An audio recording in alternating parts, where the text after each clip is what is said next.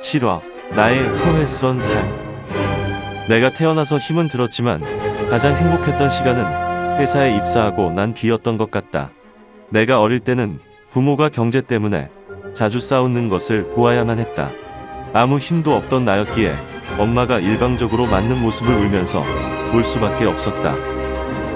그러나 대학 다닐 때 또 아버지는 엄마에게 손찌검을 하려 한다. 보다 못한 난 아버지의 손목을 비틀었다. 엄마가 뭘 잘못했냐고 따지면서.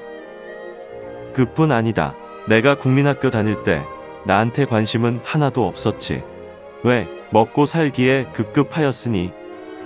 그러니 난 국민학교에서 성적은 바닥이고 사고뭉치로 겨우 졸업하고 삼류중학교에 입학했지만 선생님들은 인류였다. 늦었지만 나름대로 공부를 한다 했지만 기초 실력이 너무 처져 있어 겨우 중간에서 맴돌 정도였다. 나를 그냥 공부라도 하게 내버려 두었으면 좋겠는데 국민학교 졸업하면서 난 우리 집 가게의 점원에 불과했다. 아버지는 사장, 엄마는 큰 점원 겸 밥해주는 사람, 난 짐을 운반하여야 하는 점원. 둘째 역시 반 점원 노릇하면서 나와 교대 근무하는 점원이었고, 막내는 지금 생각해보니 말 그대로 금수저 문놈. 막내가 가게에만 오면 때를 쓰며 오업만 하면 돈을 뜯어가도 아버지는 실은 내색 한 번 안 하셨지. 나에게는 용돈이라는 걸 직접 줘 본 적도 없지. 오로지 학교 가면 왕복차비 정도가 전부였지. 그러니 삼류학교에 다니면서도 난 띵이라는 걸 느껴본 적이 없이 살았지. 왜? 얻어맞더라도 안경이 깨지더라도 싸워야만 했지. 그래서 안경은 자주 깨먹었어. 우스운 이야기지만 그렇게 악착같이 돈을 모아 겨우 살만한 집을 사니 막내가 TV 있는 집에 가서 늦게 돌아오니 막내를 위해 TV까지 사더라. 그래서 어린 마음이지만 악착같이 돈을 벌어야겠다는 생각밖에 없었지. 명절만 되면 금수저 물고 태어난 또래 친척들의 비웃음을 들어야 했던 시절. 그럴수록 난 가슴에 칼을 갈았지.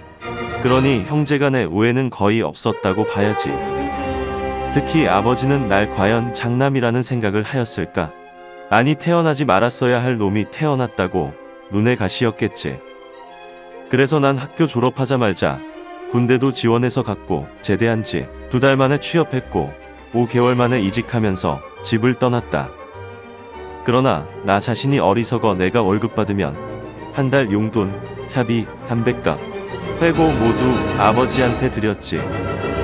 그렇게 해야 되는 줄 알고 또 그렇게 하라고 강요하였고 당연히 그렇게 하는 게 도리인 줄만 알고 살았지.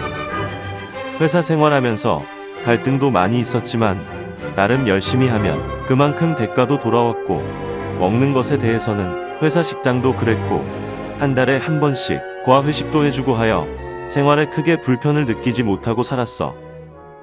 집에서는 부모, 형제가 같이 밥을 먹으면 맛있는 반찬은 아버지가 먹고 남겨주어야 먹을 수 있었지. 회사에서는 그런 일이 없기에 지금 돌아보면 회사 생활이 힘들었지만 부모와 같이 사는 삶보다는 비교가 안 될 정도로 행복했지. 결혼할 때도 당신의 입으로 한 약속은 완전히 뭉개버린 당신. 엄마가 돌아가셨을 때도 좀 그러했다. 그때 난 다짐한 게 하나가 있었지.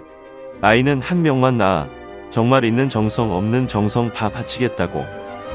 그리고 당신처럼 살지 않겠다고 수없이 되뇌이면서 이를 갈면서 살았지. 사람 사는 게 계획대로는 되지 않더라. 그러던 당신도 결국 떠나가셨다. 근데 하나도 슬프지 않아.